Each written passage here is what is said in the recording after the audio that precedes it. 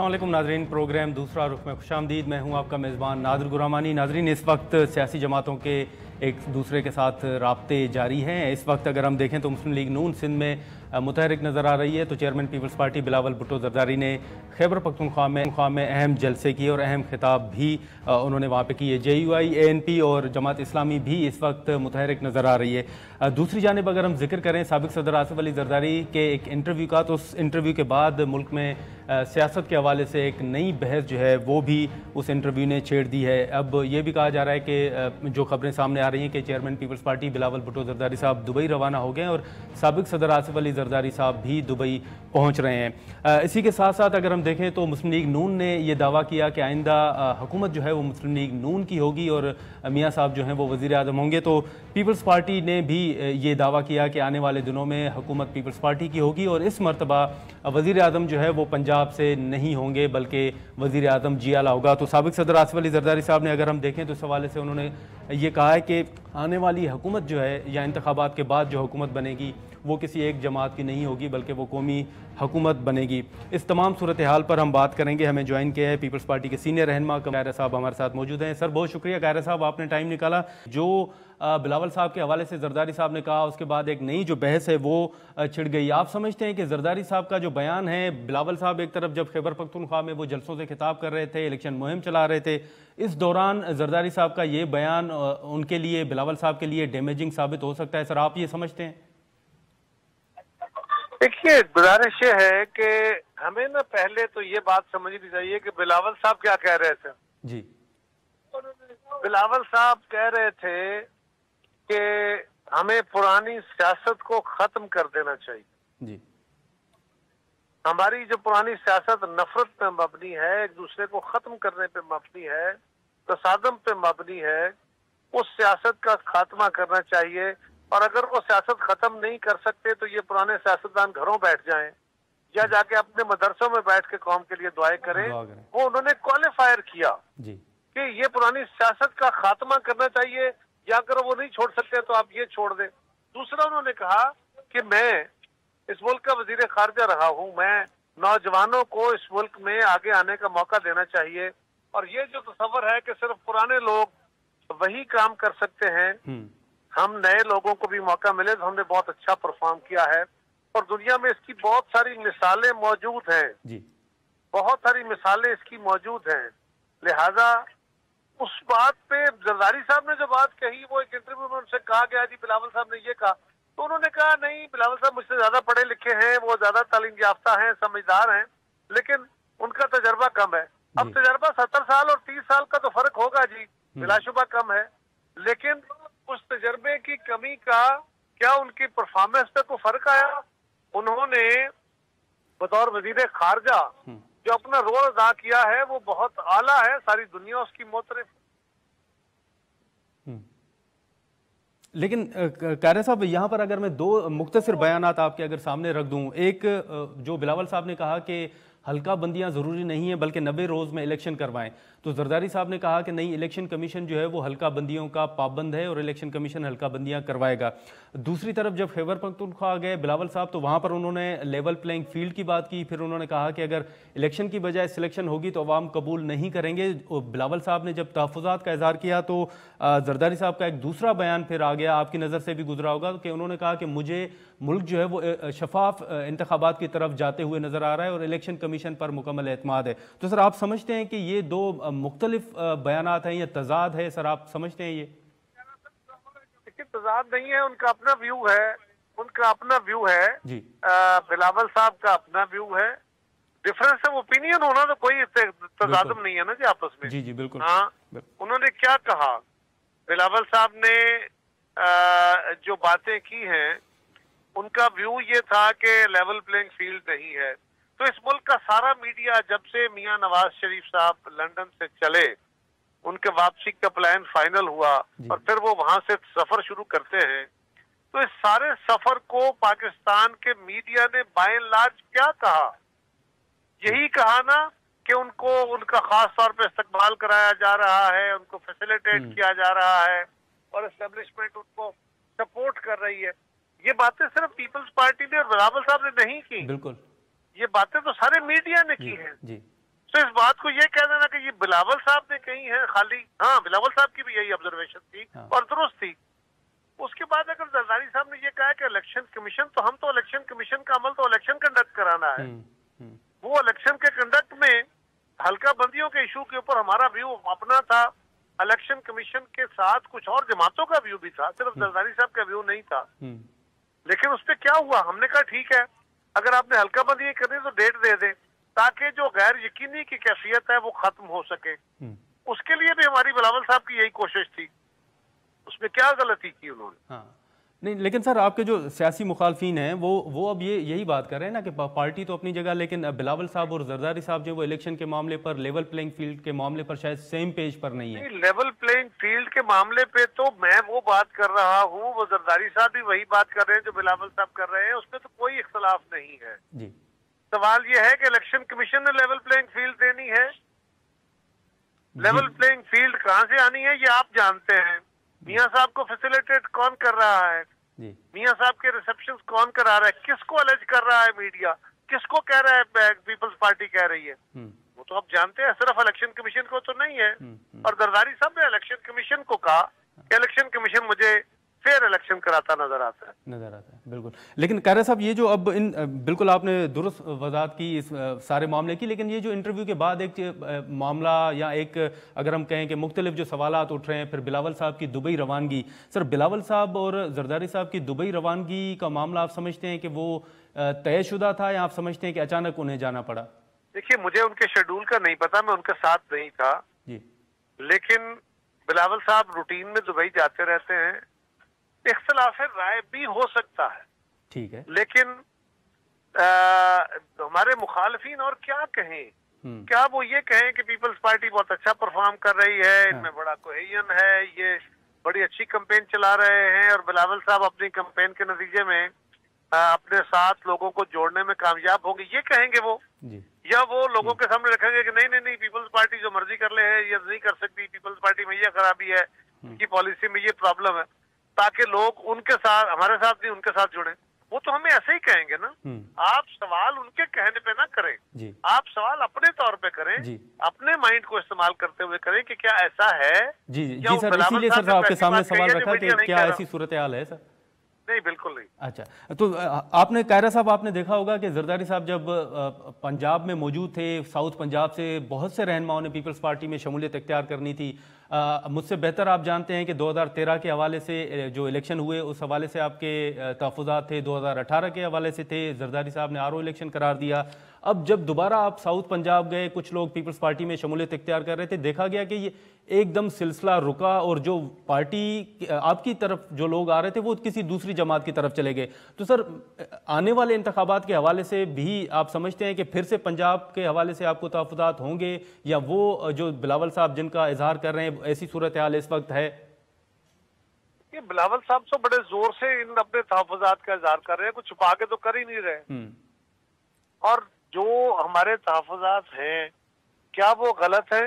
नहीं, एक तो देखे ना, हमारे मुखालफों का नुक्ता नजर है उसको एक तरफ रखिए जी सर, हमारे नुक्ता नजर को आप सामने रख के देखिए कि बिलावल साहब जो बातें कह रहे हैं, जो बंदे जिस तरह आपने फरमाया कि कुछ लोग हमें ज्वाइन करने वाले थे, आपको भी लोगों ने कंफर्म किया हम ज्वाइन कर रहे हैं, और फिर वो किसी और तरफ चले गए, तो क्या होता है? आपके क्या असरात थे, क्या फीलिंग थी, क्या मीडिया में डिबेट हुआ कि इन लोगों को भेजा गया है? अच्छा, भेजा गया है। हमारा भी यही ख्याल है कि भेजा गया है। तो भेजा गया है तो यही लेवल प्लेइंग फील्ड छीनने की बात है ना, कि पीपल्स पार्टी को अगर कोई स्ट्रेंथ मिल रही है तो उसको रोका जाए। तो ये हमारा तहफ़्फ़ुज़ है, क्यों ना इसको बयान किया जाए। तो सर जो सीईसी ने इख्तियार दिया था जरदारी साहब को कि जो मुतल्लिका हल्के हैं उनसे बात करके अपने तहफ़्फ़ुज़ात उनके सामने रखें, आप समझते हैं कि वो मामला उन मुतल्लिका हल्कों के साथ उठाया गया है और आपके तहफ़्फ़ुज़ात दूर नहीं हुए? जरदारी साहब ने अभी हमारी सीईसी की मीटिंग होगी तो उसमें वो बयान फरमाएंगे, अभी तो हमें नहीं पता कि उनके क्या आउटकम है।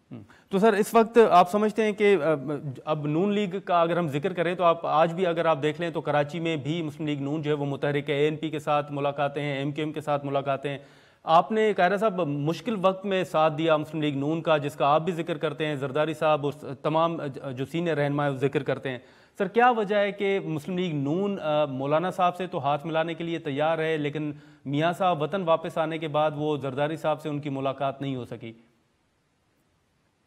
देखिए, ये तो उनकी अपने अवेलेबिलिटी पे, उनके अपने ख्याल पे है। हम एक हुकूमत में जब मुल्क को एक मुश्किल दरपेश थी, हाँ। तो हम मुल्क के मसाइल के हवाले से इकट्ठे थे। इसके हवाले से, इसके अलावा तो हमारा कोई इरादा नहीं था ना। हाँ। इसके अलावा तो हमारे कोई ऑप्शंस नहीं थे। तो हम एक कंपल्शन के तहत थे, और हम उस वक्त भी कह रहे थे कि कल जब हम इलेक्शन में जाएंगे तो हम एक दूसरे के खिलाफ होंगे। अब मीडिया हमें जिस ऐनक से देख रहा है, वो ऐनक ये है कि ये कल तो इकट्ठे थे, आज क्यों एक दूसरे के खिलाफ है? कल हम हुकूमत में थे, क्या वहां भी इस तरह बैठ सकते हैं? और आज आप अपना अपना मंशूर लेके अवाम के पास जा रहे हैं, आप अपना नुक्ता नजर, आप अपने मुखालिफ की कमजोरी बयान करेंगे, आप अपनी खूबी बयान करेंगे ताकि लोग आपकी तरफ मुतवज्जो हों।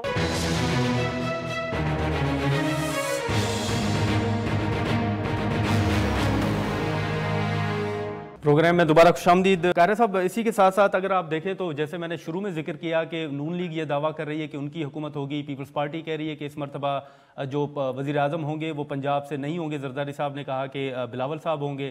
तो सर इस वक्त जो सूरत हाल है, उसके बाद जरदारी साहब ने कल ही ये फरमाया है कि आने वाली हुकूमत जो है वो कौमी हुकूमत होगी। तो सर क्या दोबारा से आप मुस्लिम लीग नून के साथ फिर चलने के लिए तैयार होंगे? देखिए, ये बात तो जरदारी साहब से किसी वक्त इंटरव्यू करके तो पूछ लीजिएगा। अभी मेरी पार्टी को ऐसा मौका आया तो उस पर बैठ के पार्टी फैसला करेगी, मैं तो अकेला कुछ नहीं कह सकता। लेकिन सियासत में हमारी कोई दुश्मनी नहीं है, मुस्लिम लीग नून से हमारा सियासी इख्तलाफ है जी। हमने दुश्मनी वाला माहौल खत्म कर दिया जो बीबी शहीद ने चार्टर ऑफ डेमोक्रेसी करके खत्म किया था। अब सवाल ये है कि हमें क्या उसी दोस्ताना माहौल में, जब गवर्नमेंट में तो उसी में रहना है, या हमें अपने अपने इलेक्शन लड़ने हैं? मियां नवाज शरीफ साहब मुल्क में तशरीफ लाए हैं, वो मौलाना फजलुर रहमान साहब के साथ मीटिंग करते हैं, उनका हक है, किसी और से करें उनका हक है। हाँ, हम ये कह रहे हैं कि सियासी इत्तेहाद बनना कोई जुर्म नहीं है जी। ये ऐन सियासी है, लेकिन अगर कोई सियासी इत्तेहाद बनवाए जाते हैं तो फिर काबिल एतराज बात है, वो जमहूरियत के लिए और मुल्क के लिए नुकसानदेह है। ये नहीं होना चाहिए। अच्छा, कायरा साहब, आपका ज़ाती तजर्बा क्या कह रहा है? आपको लगता है कि वाकई कोई इत्तेहाद बनवाया जा रहा है? देखिए, क्राइम तो वाज़ेह तौर पे बताते हैं ना कि एमक्यूएम ने कभी इत्तेहाद किए नहीं है, कराए जाते हैं, या कभी करते भी हैं तो वो लोकल हालात के तहत। पीपल्स पार्टी के साथ उनके इत्तेहाद को, क्योंकि वहाँ मकामी सूरत हाल ऐसी होती है कि दोनों जमातें एक दूसरे को सपोर्ट कर सकती हैं। अदरवाइज एमक्यूएम अगर इत्तेहाद कर रही है, बाकी जमातें कर रही है, तो हमें कोई एतराज नहीं है। लेकिन अगर ऐसा है तो वो नुकसानदेह होगा मुल्क के लिए। कायरा साहब, ये जो हमने साउथ पंजाब का जिक्र किया, अगर आप देखें तो माजी करीब में कुदूस बदिंजो साहब ने जरदारी साहब के साथ मुलाकात की थी, और फिर ये खबर आई कि बलूचिस्तान अवामी पार्टी जो है वो पीपल्स पार्टी में शमूलियत करेगी या सपोर्ट करेगी बलूचिस्तान के अंदर। सर जो चैलेंज आपको, जिसका आपने इशारतन जिक्र भी किया कि साउथ पंजाब में लोग आपकी तरफ आ रहे थे, फिर वो सिलसिला रुक गया, ये साउथ पंजाब तक महदूद है? आप समझते हैं कि खैबर पख्तूनख्वा और बलूचिस्तान में भी आपको यही चैलेंज दरपेश है? हाँ, मुझे इसकी तफसील का इल्म नहीं है, लेकिन यकीनन जहाँ जहाँ हो सकेगा। लेकिन कायरा साहब, एक आखिरी सवाल होगा कि इस वक्त अगर आप देखें तो इलेक्शन कमीशन का एक फैसला है कि इंट्रा पार्टी इलेक्शन करवाएं। तहरीक इंसाफ को कहा गया है अगर बल्ले का निशान चाहिए। सर पीपल्स पार्टी का बड़ा वाज़ेह मौक़िफ़ रहा है तमाम जमातों को लेवल प्लेइंग फील्ड देने के हवाले से। सर आपको, आपकी ज़ाती राय में जानना चाहूँगा कि आपको लगता है कि इस फैसले से ऐसा तासुर मिल रहा है, क्योंकि खान साहब जो हैं वो जेल में हैं, वो इंट्रा पार्टी इलेक्शन में शायद हिस्सा ना ले सकें, तो उनको बाहर रखने की कोई, आप समझते हैं कि कोई प्लानिंग है, कोई तासुर ऐसा जुड़ रहा है? देखिए, जो तो कानून है जी, अगर कानून का तकाजा ये है कि इंट्रा पार्टी इलेक्शन के बगैर आपको इंतखाबी निशान नहीं मिल सकता, तो ये सब जमातों के लिए है, तो क्या कानून पे अमल नहीं होना चाहिए? और अगर कानून पे अमल होता है तो फिर उसको इस बुनियाद पे रोक दिया जाए कि क्योंकि ये इमरान खान साहब के लिए नुकसानदेह है या उनके लिए रास्ते में रुकावट बनता है, तो इसलिए कानून पे अमल दरामद नहीं होना चाहिए। क्या ये करना चाहिए? हमारी दानिश पे ऐसा नहीं है, और 20 दिन काफी हैं। 20 दिन में वो अपना इंतखाब करा सकते हैं। खान साहब जेल से बैठ के भी तो इलेक्शन लड़ सकते हैं। अच्छा सर, सर इसमें कानून इजाज़त देता है कि वो जेल से बैठ कर लड़ सकते हैं, हिस्सा ले सकते हैं? सर लोग जनरल इलेक्शन जेल से बैठ के लड़ लेते हैं। अच्छा अच्छा, ठीक है कायरा साहब, बहुत शुक्रिया। नाज़रीन, कमरजमान कायरा साहब की गुफ्तगू नहीं। और इस हवाले से अब जैसे तहरीक इंसाफ ने तो ये फैसला किया है कि जो इलेक्शन कमीशन का फैसला है उसको चैलेंज किया जाएगा, लेकिन कायरा साहब कह रहे हैं कि जेल में रहकर भी चेयरमैन पीटीआई जो है वो इंट्रा पार्टी इलेक्शन में हिस्सा ले सकते हैं, क्योंकि जनरल इलेक्शन में भी बाज़ जो उम्मीदवार हैं वो जेलों में रहकर उन्होंने हिस्सा लिया है इंतखाबात के हवाले से। बिलावल भुट्टो जरदारी साहब और साबिक सदर आसिफ अली जरदारी साहब के हवाले से उन्होंने ये वाज़ेह किया है कि इख्तिलाफ राय ज़रूर हो सकता है, लेकिन जिस तरह कहा जा रहा है कि इख्तिलाफात हैं ऐसी सूरत हाल नहीं है। और उन्होंने कहा है कि इस वक्त जो साबिक सदर आसिफ अली जरदारी साहब को सीईसी में एक इख्तियार दिया गया था कि वो मुतल्लिका हलकों से लेवल प्लेइंग फील्ड के हवाले से या जो पीपल्स पार्टी के तहफ़्फ़ुज़ात हैं उस हवाले से बात करें, तो उन्होंने ये वाज़ेह किया है कि पीपल्स पार्टी की आइंदा जो सीईसी का इजलास होगा उसमें साबिक सदर आसिफ अली जरदारी सीईसी को आगाह करेंगे कि मुतल्लिका हलकों के साथ जो बात की गई है तो उस हवाले से क्या जवाब सामने आ गया है। यहाँ पर हम एक शॉर्ट ब्रेक लेंगे और ब्रेक के बाद जो मुस्लिम लीग नून का मौक़िफ़ आ रहा है, जैसे शुरू में हमने साबिक वज़ीर आज़म नवाज शरीफ साहब की गुफ्तगू आपको सुनवाई और उन्होंने एक दफ़ा फिर ये कहा है कि ये बताया जाए कि मुल्क के हालात जो हैं वो किसने ख़राब किए, और अगर उन्हें निकालने के लिए कुछ भी ना मिला तो उन्हें बेटे से तनख्वाह ना लेने के इल्ज़ाम में जुर्म में निकाला गया। तो हम इरफान सिद्दीकी साहब से गुफ्तगू करेंगे। और जो इत्तेहाद बन रहा है, हमने देखा कि मुस्लिम लीग नून कराची में काफ़ी मुतहरिक नज़र आ रही है, फिर मौलाना साहब से उन्होंने हाथ मिलाया, तो क्या जरदारी साहब के साथ भी मुस्लिम लीग नून के का जो वफ्द है वो आइंदा कुछ रोज़ में मुलाकात करेगा या नहीं? यहाँ पर हम एक शॉर्ट ब्रेक लेंगे और ब्रेक के बाद ये तमाम सवालात हम इरफान सिद्दीकी साहब से करेंगे।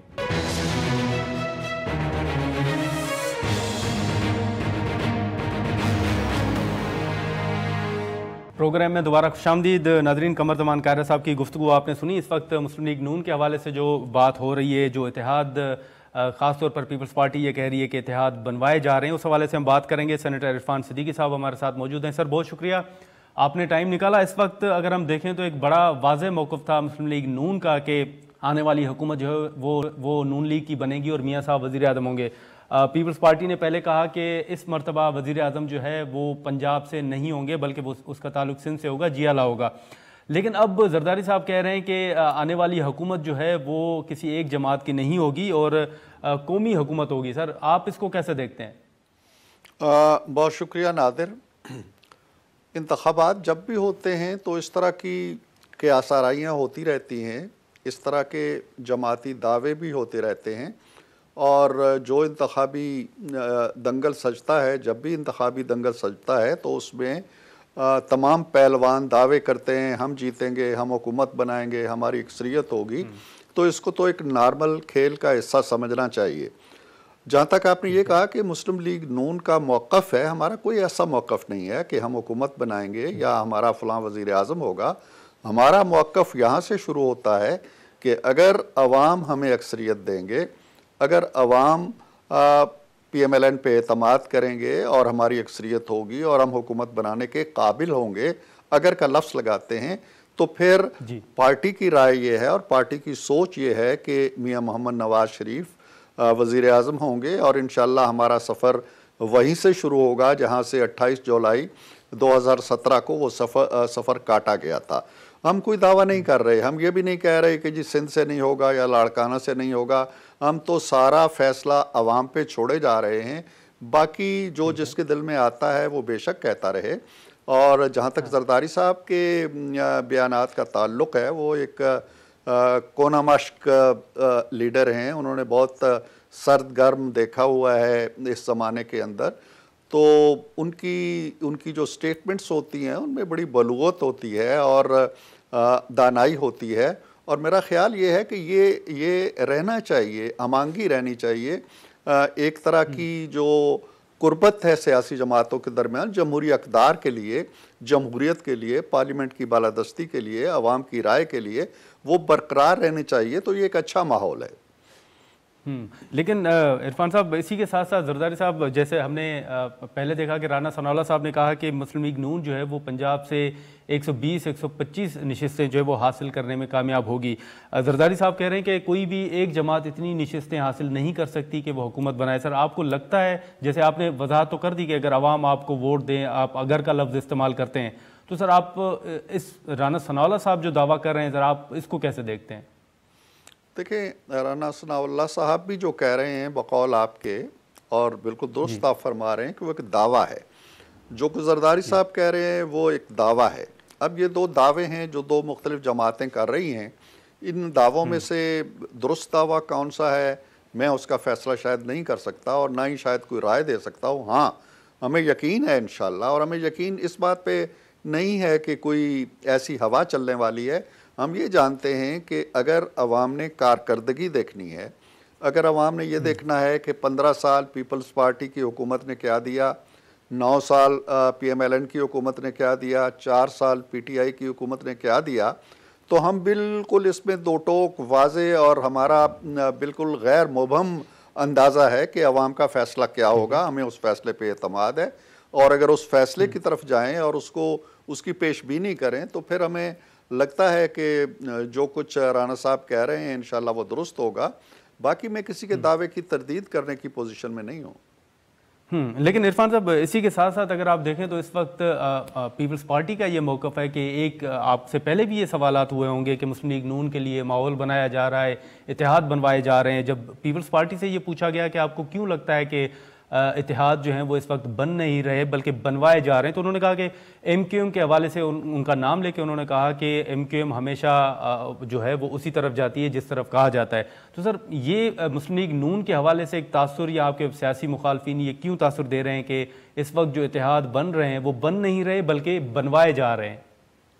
देखें, ये तासुर जो भी दे रहे हैं, मैं अगेन ये बात कहूँगा, दोबारा ये कहूँगा कि ये जब सियासी अखाड़ा सजता है तो इस तरह की बातें, इस तरह के इल्ज़ामात आते रहते हैं। आप एक लम्हे को तसव्वुर कीजिए कि MQM अगर कल ये फ़ैसला करती है जी कि हमारे PMLN से मुज़ाकरात हो रहे थे लेकिन हमें लगता है कि ये बेल मंडे नहीं चढ़ेगी और हमने ये तय किया है कि पीपल्स पार्टी के साथ मिल बैठेंगे, तो फिर क्या सूरत हाल हो जाएगी। इसी तरह अगर बलूचिस्तान के लोग जो हैं वो पीपल्स पार्टी के साथ जाने पे आमादा हो जाते तो फिर क्या सूरत हाल होती। काविश भी की गई, कोशिश भी की गई, कोशिशें आज भी जारी हैं। जो तारा कहीं से किसी आसमान से टूट के उनकी आगोश में आके गिरेगा वो पाक साफ़ है और आज खुद आएगा। जो हमारे पास आएगा वो शायद किसी के हाका लगाने से आएगा। तो ये दोहरा मेयार नहीं होना चाहिए सियासत के अंदर। बिल्कुल जी जी जी जी बिल्कुल। इरफान सिद्दीकी साहब, हमने देखा कि जैसे आपने जरदारी साहब का जिक्र भी किया, ये एक तासुर था दुबई में जब आप मौजूद थे, तो जरदारी साहब ने दुबई में मियाँ साहब से मुलाकात की, वहाँ भी मुलाकातें होती रहीं। लेकिन हमने देखा है कि वतन वापसी के बाद आपने मौलाना साहब से मुलाकात की, मियाँ साहब ने, लेकिन जरदारी साहब के साथ या बिलावल साहब के साथ कोई मुस्लिम लीग नून की मुलाकात नहीं हुई, मियाँ साहब की खासतौर पर मुलाकात नहीं हुई। तो सर, आने वाले दिनों में जरदारी साहब के साथ कोई मुलाकात है, या आप समझते हैं कि सियासत अलग अलग होगी? मौलाना साहब के साथ तो आप हाथ मिलाएंगे लेकिन पीपल्स पार्टी के साथ आप हाथ मिला नहीं इस पोजीशन में कि उनके साथ आप हाथ मिलाएं? नहीं, हाथ मिलाने का ताल्लुक अगर एक सियासी रवादारी की फ़ज़ा कायम रखना है तो वो तो हम ज़रूर करेंगे। आपको शायद इल्म होगा इस बात का कि नवाज़ शरीफ साहब जब 4 साला जलावतनी के बाद वतन वापस आए हैं तो पहले जिस सियासी लीडर का फ़ोन उनको आया वो आसिफ जरदारी साहब थे। उन्होंने खुश आमदेद कहा, उन्हें मुबारकबाद दी कि आप वतन वापस आए हैं। तो हमारा ये खैर सगाली का, हाथ पिलाने का, रवादारी का, जमहूरी एक जो फ़ज़ा होती है उसे बरकरार रखने का ये सिलसिला जारी रहेगा।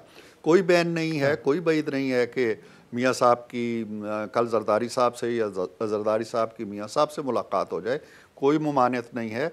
और हम तो यहाँ तक कहते हैं कि इलेक्शन में तो हमारा कोई अलायंस नहीं हो रहा है पीपल्स पार्टी से, कोई इंतखाबी इत्तेहाद भी नहीं हो रहा है। वो अपने और अपने एलाइज़ के साथ लड़ेंगे, हम खुद और अपने एलाइज़ के साथ लड़ेंगे और मुकाबले में एक दूसरे के आमने सामने होंगे, ये वाज़े है। लेकिन इसका ये मतलब नहीं है कि हम अदू हैं, हम दुश्मन हैं, हमने एक दूसरे का पत्ता ही काट दिया है, एक दूसरे को बर्दाश्त नहीं करेंगे। जब असम्बली बनेगी, वजूद में आएगी, तो वो अगर हिज़्ब इख्तलाफ पे बैठें या हम अगर हिज़्ब इख्तलाफ पे बैठें तो हमने पहले भी, हमने 13वीं तरमीम की, हमने 14वीं तरमीम की, हमने 17वीं तरमीम की, हमने मिसाक जमहूरियत किया। तो दोनों जो जमातें हैं ये जमहूरी रिवायात रखती हैं, इसलिए हम इलेक्शन से पहले जहां जिस तरह भी खड़े होंगे, हम आने वाले दिनों में एक दूसरे से हाथ मिलाने और एक दूसरे के साथ मिलकर चलने को खारिज अज़ इम्कान नहीं करार देते। लेकिन सर आपने तरमीम का जिक्र किया तो आपको याद होगा कि 18वीं तरमीम का बड़ा जिक्र हुआ, आपने फिर वजाहत भी कर दी, सेनेट के अंदर भी ये बात हुई। मंशूर में इस दफ़ा मुख्तलिफ क्या होगा? क्या NFC का तो इसहाक डार साहब ने जिक्र किया, उस हवाले से तो ये तो वाज़ेह है कि मुस्लिम लीग नून को तहफ़्फ़ुज़ात हैं उस हवाले से, तो आप समझते हैं कि कोई सूरत हाल पैदा हो सकती है कि आपको उस तरफ जाना पड़े? फिर गुरबानी साहब, मैं आपके इस प्रोग्राम में बिल्कुल वाज़ेह कर दूं कि मंशूर के अंदर तो बुनियादी तौर पर हमारे जो अहदाफ हैं, हमारे जो मकासद हैं, हमारा जो मजमूई एक हुक्मरानी का दायरा कार है, उसका फोकस आम आदमी है और उसकी फलाह बहबूद है और उसको महंगाई से, गुर्बत से, बेचारगी से, बेरोज़गारी से निजात दिला के उसे ऊपर उठाना, ये हमारा फोकस है। जहाँ तक आइनी तरामीम का ताल्लुक़ है, बहुत से ऐसे मामलात हैं, मिसाल के तौर पर मैं अपनी ज़ाती राय दे रहा हूँ, ये हमारी जमाती राय अभी तक नहीं बनी, ना हमारे मंशूर का यह हिस्सा है कि मैं कम अज़ कम नैब को एक बेमकसद इदारा समझता हूँ जिसने मुल्क में मसाइल ज़्यादा पैदा किए, इकानमी को ब्रेकें लगाईं, ब्यूरोक्रेसी को मुअत्तल किया, सियासतदानों का ताक़ुब किया, हज़ारों केसेस बनाए। एक मुकदमा भी ऐसा नहीं है कि जो सुप्रीम कोर्ट तक पहुँचा हो और ठहरा हो और उसके हक़ में निकला हो। ये इदारा नाकस है, इसका वजूद ख़त्म हो जाना चाहिए, ये मेरी ज़ाती राय है। इसी तरह ये निगरान हुकूमतों का जो सिलसिला है, मैं इसके बारे में लिख भी चुका हूँ और मैं ये राय रखता हूँ कि इसका भी सिलसिला ख़त्म होना चाहिए। अभी कल 2-4 दिन पहले वज़ीर आज़म साहब ने हमारा खाना किया हुआ था, तो वहाँ खुली डुल्ली गुफ्तगू हो रही थी। तो जब काकड़ साहब से पूछा गया कि उनकी क्या राय है, तो उन्होंने भी यही कहा जी कि मेरी राय ये है कि ये आखिरी हुकूमत होनी चाहिए निगरान। और हमने हंस के कहा इसलिए कि आप हो गए हैं और आपका आइंदा इम्कान नहीं है, लेकिन उन्होंने कहा नहीं, मेरी सोची समझी राय है कि मामलात मुअत्तल हो जाते हैं, हुकूमत आगे नहीं चल सकती, फ़ैसले बड़े बड़े नहीं हो सकते। तो जब सारी दुनिया ने ये एक्सरसाइज तर्क कर दी है, बनी नहीं थी कहीं पे, अगर 1-2 जगह बनी थी, तो ये मेरी ज़ाती राय है। लेकिन मैं ये कहना चाहता था दरअसल कि अगर इस तरह के कोई फ़ैसले हम करेंगे या अपने मंशूर में डालेंगे, तो ऑफ कोर्स हम सारी जमातों को एतमाद में लेंगे और उनकी राय को अहमियत देंगे और उनकी राय के इश्तराक के साथ ही किसी को 2/3 अक्सरियत मिलेगी कि वो आइन में तरमीम करे। लेकिन सर, जब इसहाक डार साहब ने सेनेट में वजाहत की थी, आप मौजूद थे सेनेट में, तो ये जो NFC वाला मामला है जिस हवाले से उन्होंने तहफ़्फ़ुज़ात का इजहार किया, फिर ये NFC का मामला सर कैसे हल होगा? NFC का मामला भी मुस्लिम लीग नून यकतरफा तौर पर हल नहीं करेगी। उसका एक मैकेनिज़्म है, उसमें चारों सूबे बैठते हैं, कोई एक जमात तनहा फैसला नहीं कर सकती, सूबों के इश्तराक से होगा, बड़ी जमातों के इश्तराक से होगा। और हम जिस तरह के माहौल में इस मुल्क को लेके जाना चाहते हैं, उसमें हमने जो 4 साल की एक खाना जंगी किस्म की हुकूमत देखी है, लड़ाओ और झगड़ो और मारो और कैद करो और पंखे उतारो और AC उतारो और फलां को फलां मुकदमे, हम ये नहीं करना चाहते। हम स्मूथ एक हुकूमत देना चाहते हैं, एक ऐसी पुरअमन हुकूमत देना चाहते हैं कि जिसमें जो मसाइल हैं वो हमांगी के साथ, मफाहमत के साथ, मुश्तरका राय के साथ हल किए जाएं। तो NFC के बारे में भी अगर कोई बात होती है तो एक तो उसका आइनी मैकेनिज़्म है, उससे बाहर कोई जमात जा नहीं सकती, जाना चाहे तो भी नहीं जा सकती, उसी के अंदर रहते हुए फैसला होंगे और कौमी मफाद में होंगे। ठीक है, ठीक है। इरफान सिद्दीकी साहब, सर आप साथ ही रहिएगा, एक शॉर्ट ब्रेक लेते हैं और ब्रेक के बाद 2-4 मुख्तलिफ जो सवालात होंगे, जो मुख्तलिफ बातें हो रही हैं, वो आपके सामने रखेंगे। यहाँ पर एक शॉर्ट ब्रेक लेते हैं।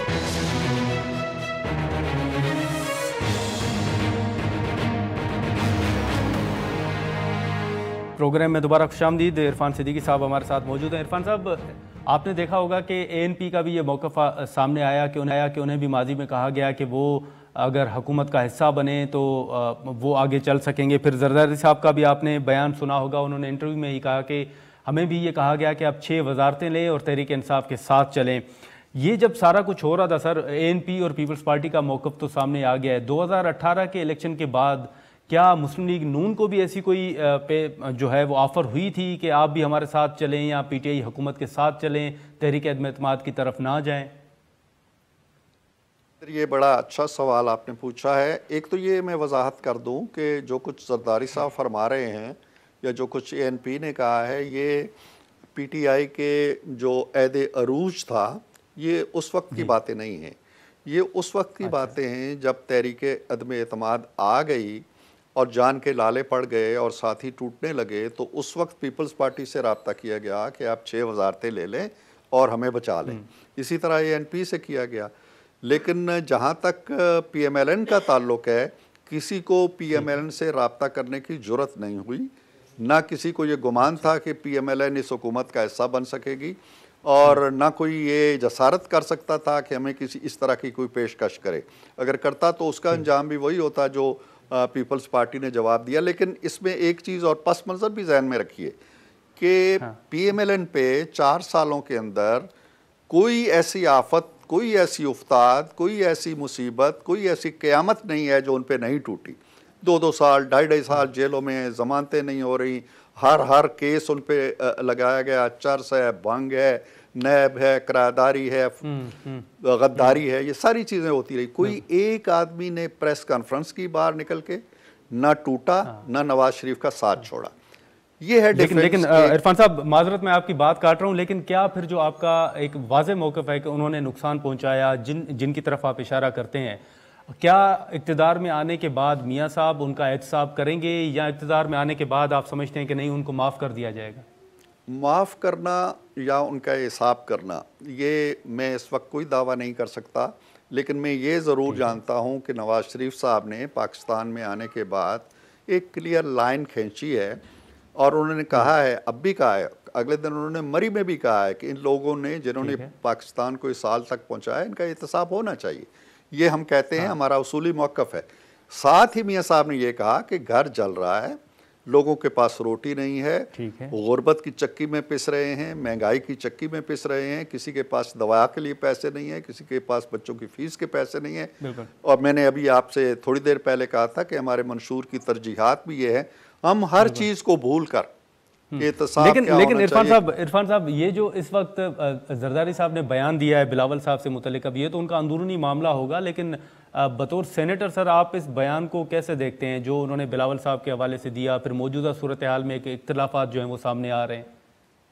मेरा ख्याल नहीं है क्योंकि ऐसे बड़े इख्तलाफात होंगे। जरदारी साहब ने खुले जहन के साथ अपने बेटे के बारे में एक राय दी है, तो मैं समझता हूँ, जैसे आपने खुद सवाल में कहा कि उनके घर की बात है, इसको हम कोई बहुत ज़्यादा इसका कोई स्कैंडल नहीं बनाना चाहते। उसकी वजाहत 2-4 लीडर्स ने कर दी है। मैं तो ये समझता हूँ कि शायद वजाहत भी नहीं करनी चाहिए थी। वजाहत करने से मामला और उलझ जाता है, मज़ीद वजाहतों की ज़रूरत पड़ती है। हाँ, लेकिन इरफान साहब, यहाँ पर एक मुख्तसर आखिरी सवाल होगा सर आपसे कि माजी में हमने देखा कि पार्लिमान से बिल जो हैं वो लापता होते रहे, फिर इंटीरियर कमेटी में आपका एक बिल था, पार्लिमान ने मंजूर किया, वो उस बिल का कोई पता नहीं, फिर आपने खुतूत भी लिखे, स्पीकर को भी खत लिखा, इंटीरियर कमेटी में यह मामला टेकअप हुआ। सर, आपके बिल में ऐसा क्या है कि जिसको रोका जा रहा है, और रोकने वाले आपकी नज़र में वो कौन है? इस बिल में सिवाय इसके कुछ नहीं है नादिर कि हमने पाकिस्तान के आइन में जो चीज़ लिखी गई है कि इंतज़ामिया को अदलिया से अलग होना चाहिए और अदलिया को इंतज़ामिया से अलग होना चाहिए। हमने जो इस्लामाबाद टेरिटरी में डिस्ट्रिक्ट एडमिनिस्ट्रेशन है, उसके अदालती इख्तियारात जो है CRPC में अमेंडमेंट करके मेरे बिल ने छीन लिए थे। अब वो बिल कहाँ है? इसका दिलचस्प तरीन पहलू आपने चूँकि नाम लिया है, इंटीरियर कमेटी ने जब वज़ीर-ए-आज़म हाउस को लिखा एक ख़त, उसका जवाब नहीं आया, दूसरा ख़त उसका जवाब नहीं आया, तो बजाय इसके कि वज़ीर-ए-आज़म हाउस से कुछ कहा जाता, ख़ुद हमारे सेक्रेटेरिएट ने हमारी कमेटी को कहा कि ये तुम क्यों ख़त लिख रहे हो उनको, और उनकी सरजनश हुई, कमेटी की सरजनश हुई कि तुम्हें इस तरह के खतूत नहीं लिखने चाहिए। तो अब मामला ये है कि जब पार्लियामेंट खुद अपने बनाए हुए कवानीन के बारे में असास नहीं है, और उसे देखें ना, 17-18 माह से इस पार्लियामेंट का बनाया हुआ एक कानून लापता है और उसे परवाह ही नहीं है। मैंने 2 दिन पहले एक मोशन पेश की और वो मोशन अभी तक नहीं लगी और वो नहीं लगेगी। तो जब बेहिसी का ये आलम है कि ठीक है जी, किसी अगर बाबू ने वज़ीर-ए-आज़म से मुलाकात तो हुई थी, आपने उस वक्त ये मामला टेकअप किया कि ये बिल जो पार्लियामान ने मंजूर किया है वो इस वक्त कहाँ है? बिल्कुल मैंने कहा है, मैंने कहा जी कि आपका दौरा फरीज़ा बनता है, आप इस मनसब पे भी हैं और आप उस पार्लियामेंट का भी हिस्सा हैं, आप उस सेनेट के उस सेशन में मौजूद थे जिसमें यह मेरा बिल आया, आपने उसके हक़ में वोट दिया था। तो आप इसका सुराग लगाने की कोशिश करें। कल मैंने उनको एक बाज़ाब्ता ख़त भी लिख दिया है, अब देखते हैं कि क्या होती है, लेकिन मैं इस मामले को इस तरह छोड़ने वाला नहीं हूँ। मैं इसकी तहकीक लेकिन सर इरफान साहब एक आखिरी सवाल, ये जो तहरीक इंसाफ को इंट्रा पार्टी इलेक्शन के हवाले से कहा गया है, अब तहरीक इंसाफ को ये खदशात हैं कि क्योंकि खान साहब जो हैं वो जेल में मौजूद हैं, वो इंट्रा पार्टी इलेक्शन में हिस्सा नहीं ले सकेंगे, वो इस फैसले को चैलेंज भी करने जा रहे हैं। अब इरफान साहब, आप समझते हैं कि ये जो चेयरमैन PTI हैं उनको जो इंतखाबात हैं या फिर इंट्रा पार्टी इलेक्शन है उनसे बाहर रखने की कोई कोशिश हो रही है, जो तासुर तहरीक इंसाफ की जानिब से दिया जा रहा है, और आप इस हक में होंगे कि उनको पार्टी से बाहर रखा जाए, इलेक्शन से बाहर रखा जाए? मैं हर उस पार्टी को जमहूरियत के लिए और पाकिस्तान के मुस्तकबिल के लिए समझता हूँ कि उसे इजाज़त होनी चाहिए इंतखाबात में हिस्सा लेने की, जो पार्टी सियासी वैल्यूज़ पे, पॉलिटिकल वैल्यूज़ पे, जमहूरी वैल्यूज़ पे पूरा यकीन रखती है और एतमाद रखती है। मुतशद्दिदाना कार्रवाइयाँ करने वाली, साजिशें करने वाली, फ़ौज की तनसीबात पे हमले करने वाली, शहीदों की यादगारें तोड़ने वाली को मैं पॉलिटिकल पार्टी नहीं समझता। इन्हें अलग करना पड़ेगा अपने आप को कि ये है जी हमारी पॉलिटिकल पार्टी इस सारे खेल को डिसऑन करती है। अगर वो इसको भी ऑन करते हैं और पॉलिटिकल पार्टी होने का भी क्लेम करते हैं तो फिर मामला ज़रा उलझ जाता है। फिर मेरे लिए मुश्किल हो जाता है कि उनको भी वही हुकूक दिए जाएं, अब पीपल्स पार्टी को दिए जा रहे हैं या PMLN को दिए जा रहे हैं। और इसका मतलब तो ये होगा कि कल कोई भी ये कार्रवाइयाँ करे, कल TTP भी कहे जी कि हमें इंतखाबात में आना है, तो आप इजाज़त दे देंगे उनको? तो इसलिए ये ज़रा टेढ़ा सवाल है, इस पे गौर, इसमें जज्बाती होने की बात नहीं है। जितनी मुश्किलात हैं, आखिरी जुमला नादिर, जितनी मुश्किलात हैं, जितने कांटे उन्होंने अपने रास्ते में बोए हैं, खुद बोए हैं, कोई कुछ नहीं कर रहा उनके लिए। ठीक है इरफान सिद्दीकी, शुक्रिया सर, आपने टाइम निकाला। नाजरीन, इरफान सिद्दीकी साहब की गुफ्तगू आपने सुनी। आज के प्रोग्राम में इतना ही, इजाज़त दीजिए, अल्लाह हाफ़िज़।